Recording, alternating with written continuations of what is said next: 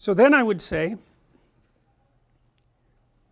these distilled stories that I'm talking about, the stories that are written, say, by great authors.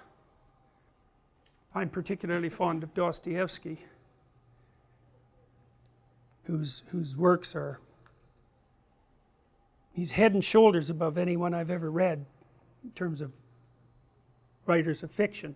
He deals with the hardest questions that human beings face, and he has characters on both sides of the argument, and they really lay out the arguments. It's not like Dostoevsky, you know, he's got a belief, and so he has a character, and that character has his beliefs, and that character always wins the arguments. That doesn't happen in a Dostoevsky novel at all. He sets up a character, and then he sets up like 3 or 4 antagonists, and those antagonists, they're not straw men, they're like iron giants.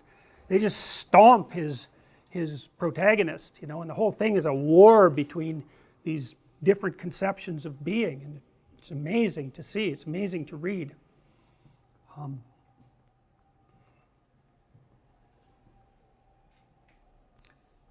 So you distill these stories. Great authors distill stories. Great storytellers distill stories. And we have stories that are very, very, very, very old. Those are usually religious stories of one form or another, but they can be fairy tales. Because fairy tales, some people have traced fairy tales back, you know, more than 10,000 years. And so they're part of an oral tradition.